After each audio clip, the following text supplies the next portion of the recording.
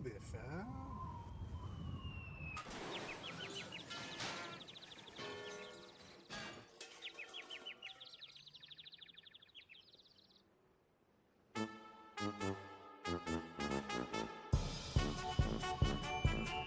Soon. Just Too soon. actually, somebody paid me to bring that up at least twice tonight. So Gonna give the man a heart attack while he's on I stream. am Brad Chester, the tallest man in 40K, and these ungrateful louts are anti-OSU people hurting my feelings after a rough weekend. Screw you, KR.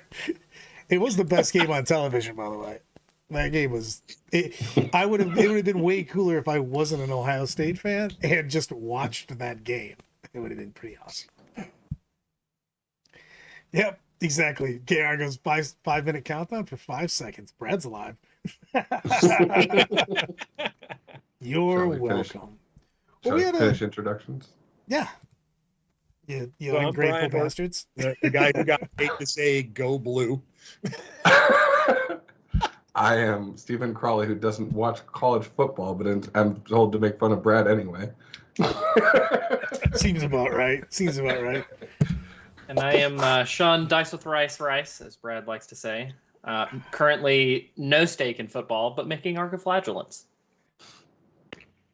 Oh, Man. Secret Sisters tech. This is a Necron episode. Why aren't you assembling Necrons? These guys have some machine parts. That's on brand. On brand. We had a slow weekend over the weekend, but the biggest thing is that Joe gave us great data for the 11-week mark, which I think is a big deal because it kind of tells us what we've got until the data slate, which is December, January. Like, some amount of time from today till then. When will now be then? Soon. So Wait, what date is the LVO rules cut off? That's my first question. a good question on that. Because my guess is the data slate will drop the week after the LVO cutoff. And I'm going to go back to that again, guys. I really want LVO to just embrace the madness. I want them to treat the not data this slate. again. Yes, I want them to treat the data slate just like a destroyer cult, waking up from his slumber and literally getting the red virus update that says rage and just do it. Any of us who were there for Chaplain Dreadnought Nightmare remember the finger-painted Dreadnoughts. And just because you finger-paint your Dreadnoughts does not mean that we want to see the entire community covered with finger-painted Dreadnoughts again, okay? I barely survived looking at that one finger-painted dreadnought. I can't even imagine more. You're the dark times welcome. of 40K. The game right now is actually balanced in such an interesting way that I think it would be a fun LVO, even if LVO was like, as it will be with Admech and Necrons, right? Maybe figure out a way to accidentally dick punch freaking Eldar down and CSM by something with a house FAQ that FLG is absolutely famous for ruining people's days right before events. But it would be a really entertaining thing to play with the current meta rather than having, we're going to go ahead and, hey, we don't like the current Monopoly game, so we're going to flip the board right before we play. Thomas Ogden, otherwise known as Jamis Togden, because he couldn't make it today because of a weird meteor incident. Coming out for a super chat. Since this is a super chat, Brad has to stay. Go blue, hail to the hail to the victors. Best. That was worth every penny. Why? I love that I'm just reading it like Ron Burgundy style, not paying attention to it too. Just you don't have to bribe freaking Brian to do anything. You just come in here and super chat and make Brad say it himself. It's the best. I was about to say, for sure, Brad will read that super chat, whatever it is. That is true. More fun if both happen. God damn it. So on that note, let's talk about the 11-week mark of the meta. Because I actually think it's interesting. It's some of the shit is things that we already knew. But there's some of these that I feel like if you weren't playing at a super competitive level, you might not have noticed how sneaky everything came. Because I still think that CSM, like, sneakily as shit, became the army to beat at the top. You know what I mean? Yeah. Like, they just slowly kept dodging other nerfs and stuff, and it's just like, nothing to see here, guys. Nothing to see. Just us continually cracking up GT wins slowly but surely. And then you went, wait a second. The army that's the most broken of one of the most broken of all time is at 29. And, oh yeah, CSM's at 23. You're like, wait a minute. Like, that doesn't seem right. I do like that he also included the meta watch percentages as a, hey, these are how these numbers are going. But it's a really good point that it's always good to play the army that counters the top army, right? Yeah, and CSM, the new tactic. Yeah. CSM, I think, just pummels Eldar head to head. It's a big deal on that. And I think that that's a big reason that you're seeing the top tables. And the thing is that they've been putting up that consistent 55% every single weekend. And it hasn't spiked. It's just being played really well at the top levels. And then it's just winning at 55%, like week in, week out. That showdown at the boys where it was Scott Ferguson playing, triple Night Spinner Eldari versus the top CSM army. And it was legitimately like, okay, yeah, when I looked at the list at the beginning of the event, I was like, those two lists have a potential to be in the finals just based off list, not even looking at pilots. And I was like, yeah, absolutely. Those are the two best lists right now. The one that's been super, super sneaky has been Black Templars. Black Templars have been really consistent with they're playing a lot of the Ironstorm with it, but it's been Gladius and Ironstorm really just putting up consistent vehicle heavy Templars. Their units are just really... Even their index version of Black Templars is still winning at what, near 55%, like 54%? Well, it's just their units are super strong. The thing is they have fairly cheap, they're efficient for their trading. So they can trade with the tops. You put down one of those units of, Hellbrecht boys, you know what I mean? And those things with a very low cost investment will bang with anything. They hit hard, and they trade, and they're weirdly durable. They're not like invincible or anything, but you have to really focus them down to get rid of those units. Yeah, you can have up to 2 giant bricks with a 5-up Feel No Pain if you take the indexed attachment, which I actually kind of like more than the Ironstorm. The Ironstorm is very efficient, but I think it leans on more shooting. Lots of las cannons out of Crusader squads. So if we're going to play like GW terrain, I kind of like the index version better with just bricks of tough guys. And Votan's been running up the list relatively fast since the data slate drop. I think go ahead. The interesting part that comes from this, right, is that we're seeing these other things expand because of how oppressive Eldar were and now how few Eldar players there are. So now only basically you see a lot of faction specialists. The majority of the meta connoisseurs have switched over to CSM because nobody wants to have an auto loss, and CSM in their worst case are like a 50-50 right now, right? So, I think that's Eldar part is still of it. the top played faction. Like if you look at the numbers, they're still the top. I was gonna go with the played real quick on that. Yeah. Because Eldar are wildly still the most played faction. They had, according to stats, 3970.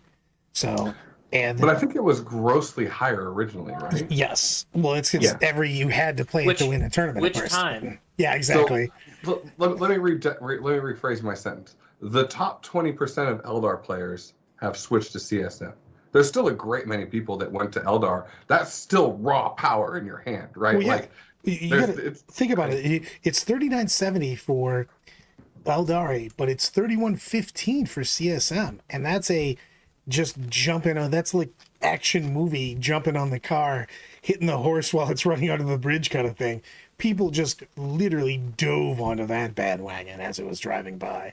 I want to go back and see Well, how many if you look people were at, playing like, it before. the number of he actually breaks this down a little further in his article. Eldari's won with 731 unique players. Chaos Space Marines 581. Space Marines, just Codex Space Marines, 552. Tyranids 504. Necrons 483. Those are your top 5 played factions by players. Yeah, I mean, Like, the thing is that we'll go on tops, but I do want to talk about what you got to have to, because I feel people make the mistake of only looking at the top sometimes, and then you don't prepare. So if you're looking to prepare, you got to look at the fact that right now it's still a pretty wildly diverse meta. I mean, you need to be able to deal with Eldari. You know that you need to deal with CSM, but like, there's a ton of Marine games getting pushed out there. There's a ton of Tyranny games getting pushed out there. There's a lot of factions that are getting a shit ton of play. There's, with very few exceptions, you know what I mean? So this is one of those metas right now, and Crawley said it best. It is very balanced. We've got a little bit, at the top, and we got a little bit at the bottom, to be perfectly honest. But like, if you're going to a tournament right now and you're like, hey, I need to just beat elves and CSM, no, you're gonna have a tough tournament, man. You know what I mean? So I mean, it kind of is that once you get to the later rounds, but this is a meta where in round 1 and 2, you're going to play like just crazy stuff. You're going to play Imperial Guard and then Imperial Knights, and then you're going to be like, I thought this was only CSM and Eldar, and like, yeah, once you get to rounds 7 and 8 in a super major. But rounds 3 and 4 are going to be like World Eaters and Votan, and you got to play all 4 different armies just to even get to play CSM or Eldar. I want to bring up the Death Guard list from Rumble on the Rivers with the 3 freaking sorcerers who just come down, find a building to plunging fire, and say, "Hey, it'd be a shame if I was to give you 66 shots at AP3, flat 3 damage, hitting on 2s." That would be a real shame. Sorry. I love everything you're saying. I have to go to the wall, though, because Carl Malone tells me one thing I don't have to watch the show for is to know that Dark Eldar are just as bad as running a marathon after eating Chipotle on a hot summer afternoon. Sorry, won a GT with Dark Eldar. Obviously, there's some unseen tech that we don't understand. All I'm saying is tomorrow's deal with it's going to be right on the money for stuff. Spoilers. Oh man, right on the money. That just made me happy. And we'll talk about Admech Mojo when Admech Mojo officially comes out. Thank you very much. Wait, Admech went on pre-order this weekend too. Shh, we're not talking about them. Shh, I gotta have a reason to not talk about them. We don't talk about Admech. No. I also haven't had a chance to really dive in. When I say haven't got a chance, I had the opportunity to look at Necrons or look at Admech, and I kind of just looked at Necrons, and then I glazed over my eyes and went, Admech stuff is happening. I moved on with my life. So I will give them more of a deep dive, because I still think that army already had play. It just wasn't getting play from people because of the fact that there were other factions do with everything that you want to do with them slightly better. You know what I mean? They can do horde, but not as good as others. They can do shooting, it's not as good as others. We'll see what I can come up with them, to be honest with you. I want to go to the wall for a second. Rhinosaurus Rex says, "Good. I bought like $1,500 worth of Admech. What are you going to do for your other 1,250 points?"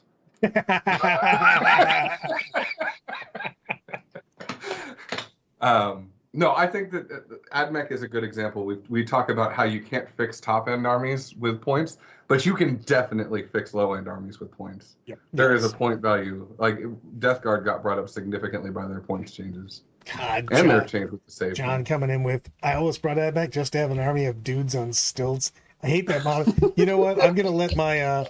Hold on, wait. That model already broke. Where's Eloise on this one?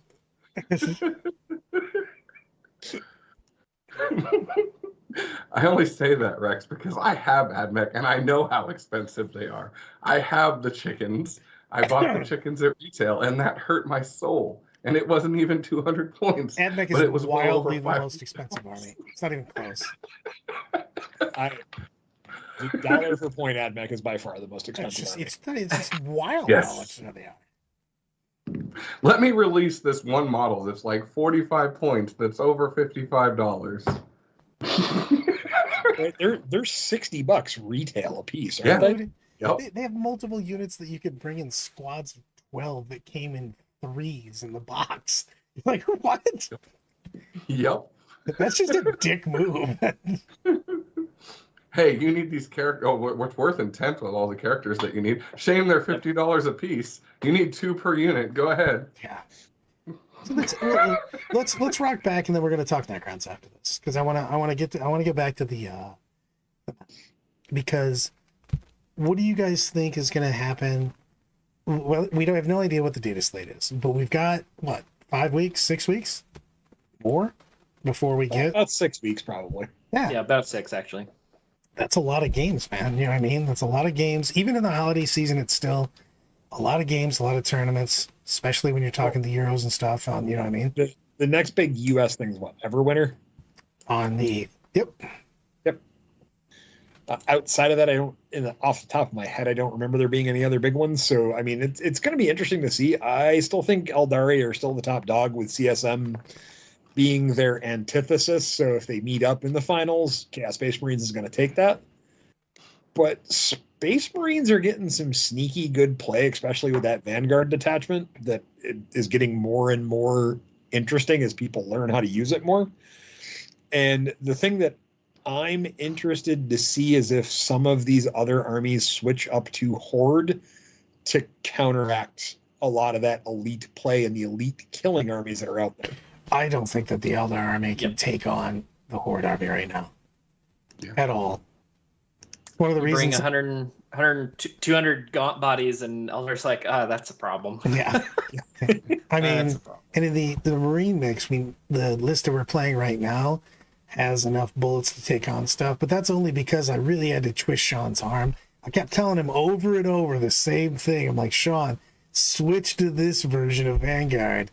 And finally he listened to me, and he started to play it, because clearly that was my idea. Atlanta.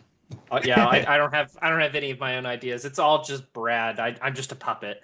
That's all there is. I mean, I don't know where my ideas go and your ideas go, because I do send you an unlimited amount of stuff. So some of these might have been my ideas. It's just me literally putting ideas in a t-shirt gun and firing out at you. Who knows how many I've seen? You're like, did you make this list earlier? I don't know. I can't keep track of that nonsense.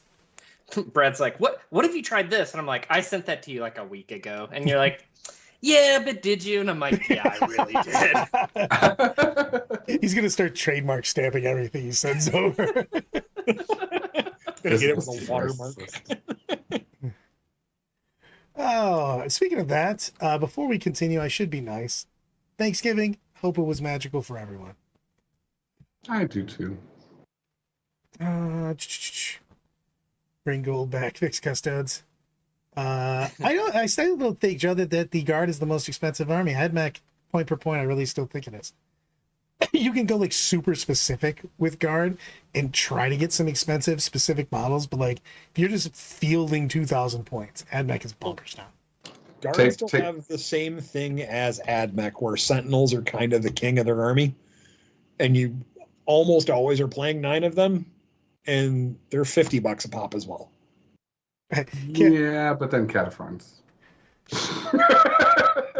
I look at like you can make any argument for like, oh, this is so expensive. Then you're just like, yeah, but Admech. And they're like, well, that one model is expensive. And you're like, yeah, but then this other model is also in a single or a double. I mean, Guard is really, really similar. I'll grant that. The problem is Guard doesn't need near as many characters, and the characters that Admech needs is insane. It's and a fact. GW. Yeah, it's just, especially with like, all the dogs and this whole front, all that kind of shit. Yep. Those guys were so expensive. And again, they came in 3-packs and shit, and you ran them as 12s. You know what I mean? So it's just bonkers town the expense on that. How much dogs? It's still too much. So give me something that you were surprised at when you looked at the 11-week guys. What was the army that you knew but didn't know? Give me the surprises so far. Knew that didn't know? I mean, Like, I'm going to throw it out there. Hit me. Grey Knights won an event. We're talking. Right. I'm talking about Somebody targets consistent. me. I'm talking about Oh, consistent you're talking results. about real armies? Oh, Consistent results. What army? When you look at this 11-week rundown, what is surprising to you? Basically, obviously, there's like, hey, Eldar's doing good. Cool. Thanks for the breakdown. However, what in here are the things that you wouldn't have picked up just from your tournament experience? Hit me, Charlie. The fact that you abandoned the orc players and their win rate has been dropping like a rock ever since. They were literally going to get data slated because of you, now they're backsliding so hard. Exactly. You don't understand. This man is the Orcs champion. He moved away. He was the hero we needed but didn't deserve. They manifested you, and they could not maintain you long enough to continue. To be perfectly honest, I kind of want to get the play Orcs after we go to the new, because I already got my 4 Orc scores. I do like that army quite a bit, though. And it does make me happy, because it's old Eldar. Eldar doesn't play like Eldar used to play. Orcs now play kind of Eldarius. When you end a game and you have no models on the board and you're writing down, you're like, so it looks like I got a 98. you're like, what do you have left? I have that runt herd that I never deployed. And he got him before I could get him. I was going to get you at that, so I'm glad you said it. On a real note, I think it's Sisters. I think, because I'm building Archoflagellants right now. But I really think it is Sisters. I was impressed every time I kind of looked at them. And, Brandon and I played some games, and I was like, all right, Sisters putting up 92s, 93s against me, losing by few points, but, really had the tools to stay in the game. And now we're really seeing that where they do get a few event wins every weekend. The Dark Angels Gladius task force was the one that surprised me. It's been pretty consistent. It's got 3 tournament wins. I didn't see it being as strong as it is, but it's actually not bad. Hold on, we got a super chat. Well, I'm giving a $5 super chat. Colin Horton's comment. I've been doing research, pushes up glasses, and it's far more common to see 3 sentinels in a placing guard list than 9. Should I have went, yeah, 3 sentinels? So again, in your meta or in the overall meta, that's probably right. In my area is what I was referring to. I apologize. How dare you speak about your meta like it's important? So, but we got Sisters. We just had an orc comment, but what are you guys saying in your surprises? Orcs, honestly. You got orcs on it? Yeah. And what about yourself, Horton? It's Dark Angels by far. I thought you were gonna go more for that. The Gladius, the Gladius specific. The Gladius specific Dark Angels, I just didn't think it was that strong, and it proved me wrong completely. It's much better than what I thought it was. What's your? I'm gonna go the other way. What are you guys surprised on? One per armies that aren't performing well. When you look at the army, you think this should be winning more. What are those armies? I'm gonna go Crawley, Rice, Horton on this. Death Guard. After seeing the dude play it at Rumble and then doing a little bit of investigation myself, it's a little bit of a delicate army for what it can do, but it's got a really good shtick. It plays really well, and it has a lot of surprises. Read on that. I agree 100% on that. Plus, it also shuts down certain armies. Like, it's just bonkers down. Yeah. I think I'm going to go with Chaos Knights. I think they're still fine in a lot of matchups. I do think they have a problem with CSM because their main shtick is, hey, look at all these tough bodies, and one Forge Fiend's like, oh, look, it disappeared, and then one Chaos Lord by himself is like, oh, look, another one disappeared. They've got a good. I mean, they're still winning. For 11 weeks, they've won 52% of 5 GTs. I still think that's strong. That army also just can Kool-Aid Man, and that's just a real equalizer sometimes. Yeah, I think it's one of those where I think a lot of the high skill players are on Chaos or Eldar, and you're not going to see a whole lot of trying to play Chaos Knights to interact with that, because I think a lot of people will find out that those are not particularly good matchups for Chaos Knights. But one matchup that I think is really good for Chaos Knights is Tyranids. And if Tyranids become more prevalent once other armies gets knocked down, I think Chaos Knights stand a good chance to keep winning GTs and stuff. Oh, I've got again. We got Blau coming to the super chat. I want Brad to do a Phoenix Wright objection. I don't know if I can do it with this hat on. Oh, objection. Gotta throw the finger out. But I should just download the picture and just put it up here. But So hit me hard. For me, Tao's the one that is the most surprising to me. I thought it would have more at post data slate. I thought it would have more repercussions than what it's had. I didn't realize how prevalent GW terrain would make crisis suits not as good. Yeah. And after playing a couple times versus Tau on GW terrain and seeing the difficulty they have moving around some of the boards, it made me go, oh yeah. And I was a little surprised. I thought they'd be better than where they're at. Don't get me wrong, they're still not a bad army. They're still winning at near a 50% win rate. They've won 6 big events or 6 GT level events. I thought they'd be better off. For me, it's just Tyranids. I just feel that army has some auto wins against certain things. If you're like, gargoyles are just busted. I mean, they feel crazy. And I feel like you can, half the answers when I look at Tyranids are, you could just wrap this army with gargoyles, right? You're like, I don't think they're the end all be all. I just thought that they'd be winning harder than they are. I think that speaks to the same problem Chaos Knights have, where you have the same people who want to make those cool plays, and CSM and Eldar just do it better. You know what I honestly think a big chunk of this is too? The meta is so balanced right now that people are going for perceived power based upon metric numbers, that they're not actually identifying what's super strong in their own factions and getting the reps in to go through. I'm not talking about the top players of each faction, right? I'm just saying that we all agree there's a large percentage of high-end tournament players that will play what they feel like is most competitive for the meta, and they should. They're spending a crap ton of money to travel, right?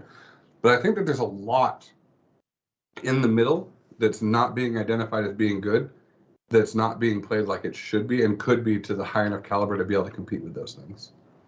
I'll agree with the second half of that a lot more. I think the first half is kind of held down by, like, everyone's been shot by a Night Spinner, and like, okay, I didn't have fun. Eldar is a problem. Okay, but I'm talking about it specifically for those armies you're talking about. The middle tier, middle tier players with middle tier armies.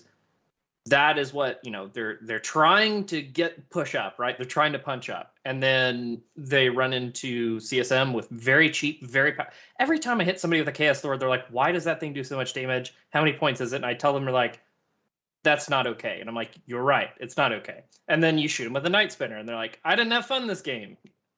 Yeah, okay, sure. So if you're playing, that kind of warps the meta around them, and that's what I wanted to say earlier. Is it's not so much that, yes, Eldar's the soul crushing everybody. It's everyone has to kind of play around it, and that really warps the whole meta around what's good and what's playable and what's worth trying. Because if you try any kind of unit that has movement 8 and can't auto advance or something, and Night Spinner shoots it, it goes from being whatever role it was in your army to just completely unplayable.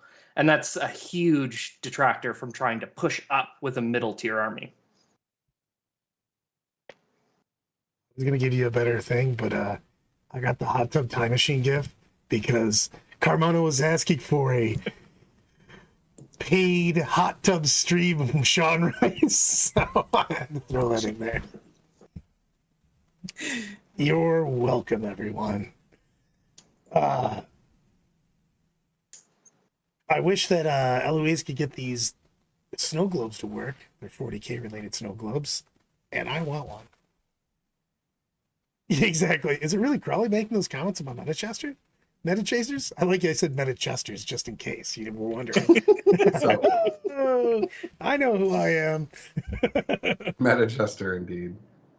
Look, I'm going to be playing Necrons. I don't think that they're the strongest. I can show you my wonderful Eldar army sitting right here that I could play, but I just don't want to play it. It's something that when I played at Nova, it was very depressing to win a game on 2 because my Night Spinner accidentally killed something, and then it accidentally killed 3 more things in the same turn, and then they've got to deal with her in their backfield, and it's like, okay, cool. Yin Karn just won the game on accident.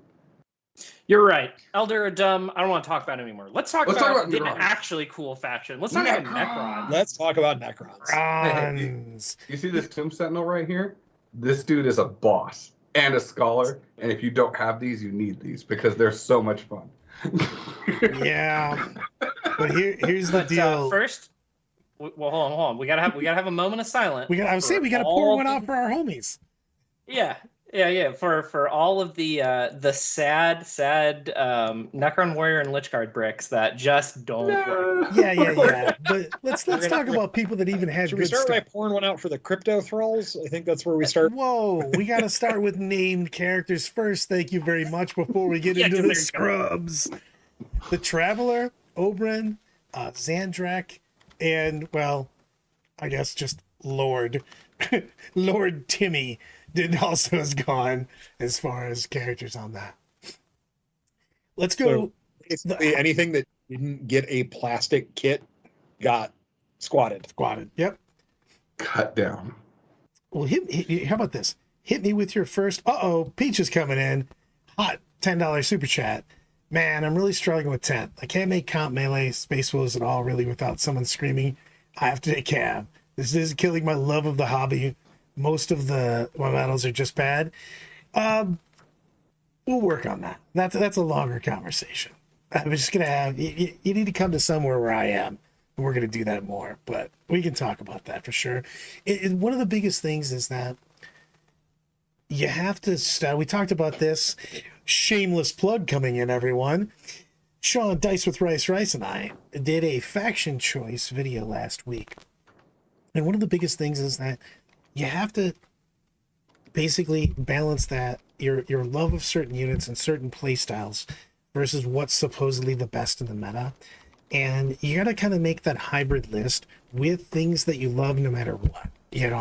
That's a big thing when you're looking at a list. You can make the best list for Marines or Wolves or whatever, but you got to make a list that is the best list for you and that you love.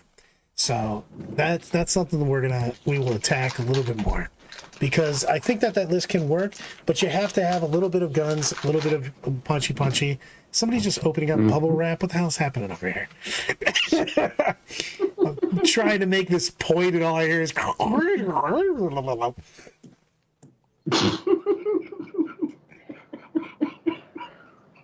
Brad went full lollipop guild there. I did.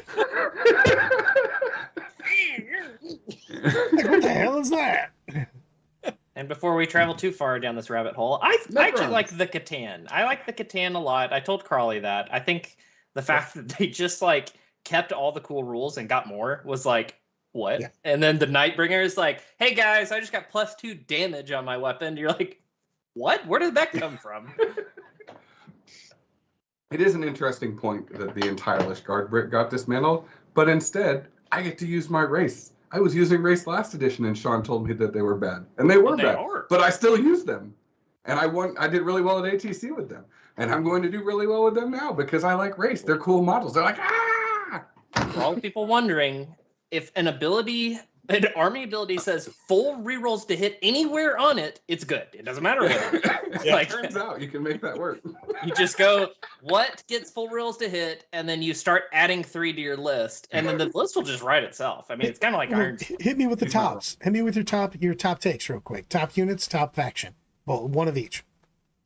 I'll start at the top. We're going Crawley. You mean sub-faction? Sub-faction, sorry. Oh, shoot. Sub-faction, get one unit, one sub-faction that you're real tasty about right now. Canoptic, because I'm all about Canoptic stuff anyway. I was running freaking 3 of the dudes with the bright lances last edition. Everybody thought I was crazy because I like the Invuln. And my favorite unit is got to be a tie between these dudes and race, because infiltrating race that start 9 inches out of your deployment zone is a hell of a drug. All right, so Crawley got to go first and took everything I would have said. So, digging in my brain. So, actually, there is something I need cleared up first from them. And why does the Silent King not get the benefits for the Silent King's detachment? It's like the super elite Necron detachment, where he can get -1 damage. but then they didn't give him the keywords for it. So if keywords get fixed on some things, I think I would go with Silent King in the Obeisance Core. I'm sorry, everybody. I don't know what the name is. The one with all the cool elite units where you play Triarchs and the Silent King with -1 damage. That sounds cool. I can get behind that. You can kill a character and then And- take away a CP from them. Yeah. Okay, yeah. You're getting there. Nobody's ready for that. Dude, the Overlord with that upgrade with the +3 attacks with precision and stuff, it's like, hey, I see you over there. Shame if you were just to die into my dev wounds. And for all the people who commented on my Necron video, which actually was a good video, everybody should go check it out on Dice with Price. They really like the monolith. No, I'm not playing the monolith because here's what's going to happen. You're going to take the monolith and be like, this is awesome. And then it's going to die and you're like, 4 of my strats don't work anymore. What do I do? And the answer is nothing. You take 2 months. And Brad monoliths. almost had a second heart attack when he found out the monolith was 6 bazillion points and you took 2 of them. It's only like Ridiculous. 400. Oh, it's only like 400. Brad's over here is getting scared at 330. So Oh, wait, sorry, 310. 310. That's you his let limit. Brad line up his aggressors to shoot your monolith, and you're like, hey, it'd be a shame if I was to give it a 4-up invul. And by the way, you get hazardous on your attacks now. You're going to lose more of those than I'm going to. And I'm still going to lose a monolith, but you'll lose more of those. Let's see. What's another one? Because I'm all about Necrons right now. Teleporting shooting destroyer units around is actually really good. Make a Locust destroyer Lord- cult great. Yeah. But Yeah, let's it- let Brian- We're not talking about that one. It's a spoiler alert for Brad and I's Necron video. Annihilation Legion is like under the ground. Like we're not even talking about that. Yeah, the But Hyper actual- Crypt Legion's what you're talking about, right? That one Yeah. where you Brian get give his to favorite stuff real quick. say what? Let Brian give his favorite stuff so he can use that as his thing so we can Hey, leave Brad on the river. For me, it's the Hyper Crypt Legion. I think that Legion rule is amazing. It's the best of Grey Knights with shooting that can actually kill stuff. I heard you liked having 3 teleports in Grey Knight, so we're going to give Necrons 4 teleports. And then you get the fun of the leader. What has he got? The hyper phase. Wrap around Hyperspatial the shield. transfer node. Yeah, it's like the longest crazy thing. Yeah, he's going to be amazing. The teleport overlord. I don't know what else to call him. Yeah. There is so much build and play there. It's very much like Vanguard for the Space Marines, where there is some play with movement. There's a lot of shenanigans you can do. It's going to be a ton of fun. The underrated one on that is the 6-inch auto advance is legit too. Yeah. You just Hey, get you know what GK really wish they had? Small bases that they could have in a small unit to be able to do actions in corners that they could teleport. Did you lead with, do you know what GK really wish they had? Because that is a list so long we will never get through it. I know, I can say anything after it. It's a good, Yeah. it's a dad joke. the ability to kill a rhino. Stop hurting me. Stop hurting my boys. Talk about Necrons, not how bad GK Hold on, guys. Before we go there, you know what GK would really like? If everyone could like and subscribe to the channel, it helps a ton. Makes so the scary metrics of YouTube will make me into the flow and the go. See, now we can continue on with Necrons. That was a good one. That was a good one, Brad. Like- You're getting better. My sneaky good unit out of this book is going to be Tomb Blades. Really? There's so I love I Tomb Blades. think that's going to pop up into a lot of lists because it has some ways around the Night Spinner. It gives you some movement that you don't have all the time in Necrons. So they were actually kind of sneakily one of the coolest things you could do beforehand. Yep. You could just take particle beamers, which have dev wounds, by the way, and pay the 1 CP strat to give them reroll wounds. And if you've been hit by that, like I killed a Maliceptor with it, just like gone. Yep. And then they tried to kill it back. I was left with 1, and I reanimated it several times and did it again. I mean, that's a pretty powerful thing. So I think I'm right there with Brian. Like Tomb Blades, solid unit. I like Tomb Blades at the beginning. So my thing is, I like fast, cheap stuff with volume of shots has always been my jam. So you're not going to get any argument there. And the cool part is nothing in the Necron book is exclusive. You can run everything in every detachment. You just don't get as buffed, but Tomb Blades are just super good on their own, even if they're not getting rerolls because of your Canoptic Detachment. Yeah, it's going to be interesting to see where everything falls. I think almost, with the exception of the Annihilation, I think all the other Necron detachments are going to see play. I have a feeling people were going to try the Annihilation detachment out to see if they can make it worse, but we'll see what happens. I mean, there are Black Templar Vanguard players out there, just remember. Yep. Oh, what I have another cool one, right? One that's already been borderline playable. The Chronomancer with some Immortals. Like, there are some really cool things you can do with that unit now. Let's talk about that, because I like this combo quite a bit. Wait, the Chronomancer or the Plasmancer? No, Chronomancer. It lets them move after shooting. Mortals. Oh. And use some mortals, guys. See, I prefer the Plasmancer because then it's just the more obvious power combo of 5-ups, critical, so that you get double exploding on your Tesla. And then you spend 1 CP in Canoptic for dev wounds, and then you reroll wounds if they're touching an objective. And it's like, see that right there? I don't want to see that anymore. And if they're in cover, like they're something super annoying like that, you can spend 1 more CP and ignore cover. And if you're close to Cesarez, then you get +1 AP. So we're going to keep stacking all these buffs layer by layer, and we'll kill anything. It is hard to be near him, though. I don't know if you've noticed, but he's got a fairly large base. And let's talk about another real problem. He lost Fly. Whose idea was this? Whose idea? I'm not gonna lie. I'm okay with it. Screw that. It's like a detriment. Yeah, I don't want Fly in I don't this even meta. want I it. don't want to get. I don't want Armiger Hellbarons to be like, just fuck that guy in particular. Yeah, Armiger Hellbarons that we don't ever see for any reason right now.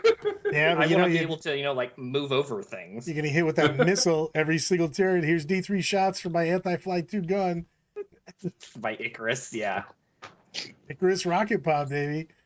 But Also, remember, he gets his buffs from killing things, and now he gets full rerolls. Like, low volume of attacks, but things we're plagued by not having rerolls. Now we got a lot of rerolls. Yep. So Yeah, they clearly traded a lot of durability in this book for the ability to get a bunch of rerolls. It's like they just like took their motto at the start of the edition, was like, yeah, that's not working out. Let's just give them rerolls. the one army, the one subfaction that I've wanted that would really get me jammed for Necrons is never gotten its due, which is Destroyer Cult. I'm telling you right now, there's no way you're not psyched up about a bunch of million-year-old machines waking up with all of the program problems and just immediately being, we should murder everyone as our core programming. We updated our Windows. Windows says it's now Windows Murder 40,000. Why are they not just crush grooving, especially like the Destroyer Lords? Like, those guys should do individually. Like, if you read the fluff and stuff, those guys are just like murder shitting people. Yeah, I feel like there's been a real disconnect for actually like the Annihilation type stuff, because that's like my jam too, right? I mean, like, am I the only one here that took 60 Flayed Ones to a tournament? I think I am.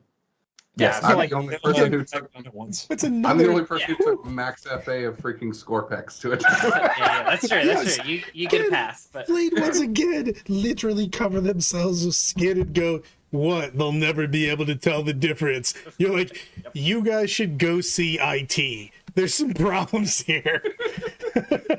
also the fastest way you can play Barrel of Monkeys in 40k, just pick up one, try to move it anywhere, you'll bring 10, and you just tell your opponent, sorry.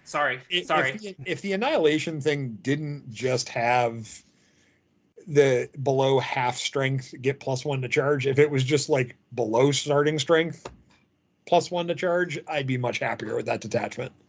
Oh yeah, we just get rid of that. Just say you get it. I mean, that would be the way to instantly take it from I'm never playing this for any reason to, okay, cool, I would actually like to try this. Yeah. This would be a fun because thing if it was reroll charges and +1 charge just innately, that'd be amazing. That actually would be, I'm not going to say it would be like the best faction for them, but it would be in the top 3.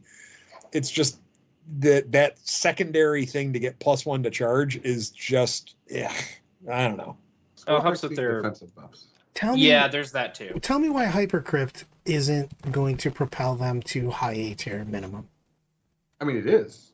It is. I think that it is. It's so saying that you guys weren't like super excited about it. No, I think that the book itself is mid A tier. the Hypercrypt needs a player like yourself or Sean that can take advantage of the mind effery of because you have to plan your turns out 3 turns in a row, keeping the right things ready to be able to teleport them. But you mental fatigue your opponent so badly. I know, I agree. The problem is that Necron's hit on force, and you have to remember that. So you have almost the Grey Knight problem where you have good damage and you have good AP, but you can't hit shit. Where Grey Knights can hit things, they just don't have the damage or the AP. You're dropping dice at each section, right? Well, Whereas the Canoptic detachment's like, yo, I can't hit anything, but I got full reroll, so I don't care. Carly is already stealing lines out of the deal with it for Necron, so might as well Sorry, say it. my bad. Yes, that was the first thing I said in Bay Chat was, everybody's like, look at this, it can teleport. And I immediately played Bad Cop, and I was like, but you're hitting on 4s. And they're like, what? But 3s on the other guy. And I was like, yeah, with no rerolls. Yeah. How many times that's going to miss and do nothing? Probably a lot. You know what? If you roll high, it's so much better. I'm going to transition us to the end here with KR Super Chat 199. He goes, I'm happy no codex has been stupid, no codex so far has been stupid good, which I really feel because we've had some very interesting workables. Now, the question that I want to tie that into is Joe Pimento Monday said, so it feels like each faction gets a stealth or vanguard detachment besides Space Marines, we've got both. So looking forward, what do we think that Custodes, Tau, and CSM are going to get as we move forward with books this winter and the spring? Custodes will get a Grey Knight detachment.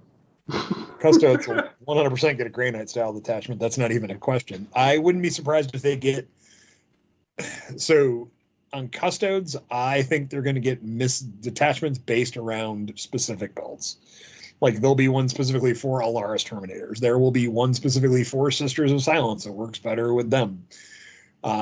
There'll be one that works better with Dreadnoughts for them, I would assume. I assume they're going to get an Iron Storm, whatever the heck it's called, type thing. There's one that's going to try to convince you to play Virtus Praetors, and you're still not going to. Yeah. Yep. I think they're going to get a Dreadnought detachment, like a hardcore, like Storm, like, you know what I mean? Oh, yeah, 100%. They also have... We don't call that the Iron Storm. We call that the Forge Roll detachment. Yeah, I mean, come on now. Some of those Dreadnoughts look... That's the thing, though. That is the rule cool with those, though. Because, like, yes, they are. I would love to see that on the table, because those Dreadnoughts with giant-ass banners and shit look cool as shit. I expect Tau to get a very specific Fire Warrior build. And then I expect Fury. Sorry, I love it with Robert. So little faith in getting a hold of me. $2 super chat from Robert. Need your team rankings for new matchups, bro. For a team tournament. I am the ultimate. Brad never looks at his phone, never answers his messages. But I read every super chat. Thank you very much. Wait, is this Pavlov's theory, Brian? Is that what you think this is? Is this Pavlov's theory? Yeah. If you send Brad money, he might respond. True story. True story. I don't know that Tau is in a situation where they can be fixed without either a rework of their shooting or mobility in a significant way, or a rework of GW terrain. I think that they'll be fine with a couple things. I think they need a Farsight-esque detachment. They need some new rules. They need the ability to be able to pick units up. To be honest with you, if Tau got a Vanguard-esque and or Grey Knights or the Necron with the Hypercrypt here, I actually think that army would be fine. You'd come down, murder something. If they didn't murder your whole unit, you leave. That would be gigantic. So if the Vanguard detachment, I would assume, this is just 100% speculation on my point, you're going to see something with a Cold Star Commander where they get an amazing relic, right, or an enhancement, by today's words, to where that does some big shenanigans. It'll teleport. 100%. It'll just teleport with it. It'll teleport. It'll phase. It'll do something. It will have all kinds of movement shenanigans. If they had a phase, there's two things. One, to be able to just pick units up would be gigantic in a faction. But to be honest, to be fair, if you had a relic that basically let them a unit go through walls as if they were infantry, would be like game changing again. Think how strong Tau were with that when everybody was infantry. Yeah, I think that would fix it. That's why I said for mobility. The problem is Tau can't go around terrain, shoot what they need to shoot, and then get back behind terrain reliably currently. Ooh, you know what I also And I think that they're gonna have, and I hope that they're gonna have, because it adds way more flavor. With custodes, I'd like to see detachments tied to characters, special characters and stuff. Like those type of rules, like a Farsight-esque, bring back Valdor, you know what I mean? Just like different things. I don't know. I like when not only you have good rules, but like you want a cool, flavorful deal. You know what I mean? You don't want just I reroll shit. I want. do you have Calgar in your Vanguard list? Say again. Yes. Do you have Calgar in your Vanguard list? Go fly a kite. Yeah. Literally right now, go fly a kite. I'm taking this character who is like the most upfront in your face dude, but I'm taking him in the sneaky detachment so I can do sneaky shit. Yeah. Like, He go sneaks. fly a kite. Yeah, because He's the best sneaker. he's He's so big, snuck but up so right nimble. next to people when he's putting his boots of mighty ass kicking on right My next to point me. is proven. You don't want your special characters with your special detachments. You want your I stuff to be would. I'd super love him powerful. to. I'd love. Oh, yeah. Well, I was I'd thinking more love of, the like, Shrike Talons to and have a Emperor reason to type stuff. show up. Yeah. If Shrike didn't show up with 4 guys he met at an a cappella contest, it would be way cooler. Hey man, we and snuck my up on our opponents. No one cares. So, and on that question, Brad, Cast Space Marines, which none of us have touched on, I kind of want a Vashdor detachment. I want just legions, man. I want the legions to be I real. want a demon. I want a demon engine detachment that makes it so you can, anything with demon engine gets bonuses. I just want to. One of the big things that I want is I want 40K when I pick a Marine, them to be unique to that. Like especially for Cass, I want, Emperor's Children. I want Alpha. I want all of those to have their own feel. Don't even let them take certain things. Make them be. That's that you know feel. that's not going to happen, right? Based upon everything that's come out. I so far. know. I'm just, but It's not gonna I happen. didn't Now, say that that's what I Are thought we, was going to are we happen. later this year in our redacted codex possibly going to get Night Lords or Emperor's Children or something to that effect? Absolutely, I assume that's going to happen. Night Lords being my first guess because they put out that kick-ass looking Kill Team preview. So wouldn't shock me if that was the book and then pissed off every Emperor's Children player for the next 10 years. As I say, just first preview, first day CSM, Emperor's Children detachment. Just rip that band-aid off, let them know they got to wait another 3 years for a real codex. Yeah. And Fulgrim. And Fulgrim. And yeah. Fulgrim, yeah. Oh, no. Be the biggest tease to just give them Fulgrim now and then just know that they have to be inside of CSM with Fulgrim. No, I think 9th edition did it really well where the characters were locked to their specific codex books and then you could take the stuff from the core book. I think that the new version is less fun with it's just like I get to play everything good in Space Marines and then whatever cool the Dark Angels list in Gladius is the perfect example. It's like I get to take Azrael and all these cool things, but then I'm just using all the base rules out of the core book, so I get to just have my cake and eat it too, right? Yeah, pretty much. Right. And let's not forget that Dark Angels are getting. They're one of the first updates, right? Yeah, It's Dark Angels and Orcs first, if I remember correctly. Orcs is the one that's going to be the most interesting to me because I want to see what they do for different detachments with it. It's with the clans, man. Screw detachment. I want clan detachments, exactly. I hope there's one that fits for snake bites because I really want my Squig Hog boys to have more fun. With Maz hanging out. Anna's got a good point, but I'm going to give a counter to this. Anna goes, I want an Admech detachment that changes their Imperium keyword to Chaos. You play them out of existing Admech codex, but the detachment ability unlocks Chaos. The thing is that GW is very gun shy to give Trader Guard, Trader Everything right now, just because of the fact that they had at the beginning of 8th and going through 8th for a while, having wide keywords that played together made it very, very difficult for them for game balance. So while, yes, I would love to see that, it becomes one of those, well, what can be allied in with other people? You know what I mean? And stuff like that. Sure, because word bearer, the thing I would love to see is word bearers and the ability for them to have, like 50% of their army be demons. Yeah. I don't think anybody wants to see Triptide Alliance again. Well, I actually have a counter thing to that, because what Anna is describing is like kind of like the non-blandness. I know we talked about this in Bay Chat earlier about how sometimes this edition, you feel your army is like kind of more bland than you're used to, and I'm not talking about just like adding like superfluous things like summoning's cool, but nobody Make really it did spicy. Yeah, make it like. But that's the problem. We asked for simple, not or whatever. Simple, not simple, whatever the heck their thing is. And then instead of making the steak where they actually had some coriander and some kale and put on some other things, they were like, here you go, steak, salt and pepper, enjoy. And everybody gets steak with salt and pepper. And that gives good game balance, but it doesn't give you that oomph when you get the book and you're like, oh my God. Like my best combo in the Necron book is race with a technomancer that has... This is where I get to step out of the... I know we're on Meta Monday. This is where I get to step out of the competitive and go, hey guys, guess what? There's a Crusade game. That book has Crusade rules in it for kale and garlic and everything else that you want.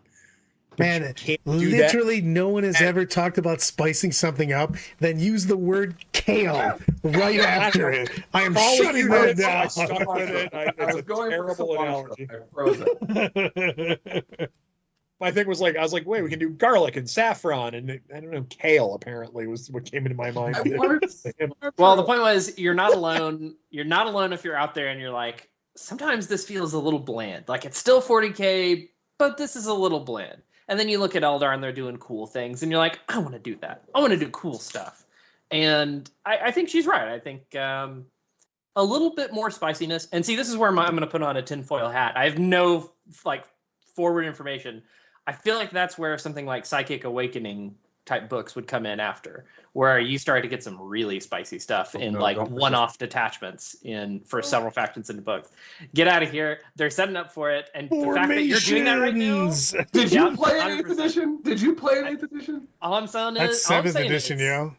They gotta sell. And you know what would make me buy something? A really spicy book full of all sorts of wild attachments. Do I need to remind you that even in 9th edition, Dark Eldar was bad, and then they immediately got Strife in a freaking Psychic Awakening book, and oh my God, Competitive Edge was literally the worst thing to talk about for the first 3 months after that book came out. Oh, it's coming. Tinfoil hat, I believe it. The release schedule, if you look at that release schedule, it's like 9 books before summer. Yeah, it's busy. That is crazy. And one of them's clearly a new book because they redacted it, right? So if you look at that and go, just as a competitive player, that is 9 chances for the meta to shift just off the bat, not including data slate updates, meta changes, all that stuff, right? That's 9 chances for the meta to completely change in 6 months to 7 months. You know what scares me? It's going to be wild. Right now? Golden Boy's getting their new book. Because the meta right now especially is so vulnerable again to melee again. And if they're actually have a good, their points are adjusted in a good way. Because the only thing that's killing them right now is dev wounds. But let's say they get get a feel no pain across the board instead of just mortal wound defense. Yeah. Or they get a nastier teleport assault type army. You know what I mean? Yeah. Well, look, just giving them back, the one thing I say is give them back their squad size. They get scared. I think they're too good. I think actually the one thing I want to absolutely stain from Custodes is no more 10-man bricks. Yeah, no more. I don't want that. I think 5-man, 6-mans across the board is perfectly fine. Okay.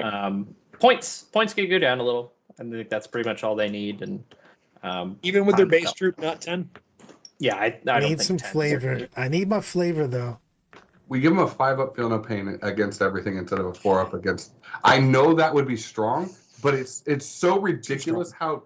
But Dev Wounds just literally. Their detachment doesn't have. They don't have a detachment rule right now. True, they do not have a detachment. Their detachment rule is sometimes you don't get to roll dice. There you go. Everybody, tell me, promote yourself, and then we're gonna Queens wave it out here, everyone.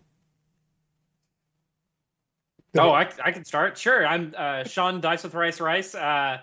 Started Deal With It with Brad Chester. We're actually going to be doing that tomorrow at 2 p.m. where we go over just everything in 40K without a paywall. So if you ever just wanted to know what the answer to something was, check it out. You can check it out on my channel, which is Dice with Rice, and you can check it out right here on Death or Glory. I'm gonna promote Anna's. Hold on, I'm gonna promote Anna's super chat. Look, all I'm saying, Admech and faction wish listing aside, if Codex Orcs does not have a cold to speed detachment, I'm gonna lose my shit. Y'all gonna make me lose my mind up in here. Go ahead, Brian. So I may have a spoiler for upcoming stuff for Death or Glory channel. There may be some live games starting to get streamed on this channel soon, so keep an eye out for that. Kaboom. Loving it. Crowley, what are you going to be doing? Where are you going? Where are you traveling to? I don't think I have anything planned until LVO at this point. But I'm going to promote our wonderful community. You guys are awesome. I appreciate all of you, and I hope you continue watching. Please enjoy our content, and hopefully you will see me wrecking with Necrons in the not-so-distant future. If I can make this book work, I don't know. Sean, I don't thinks it's my play style, but we'll find out. Stuff and/or things. Everyone, thanks for hanging out, doing more and more stuff. Hopefully, all the time, and hopefully, I am able to continue doing stuff, and I don't die. There you go, my Christmas wish list. Don't die. It's my 5-year plan. Don't die. Everyone, Queenswave.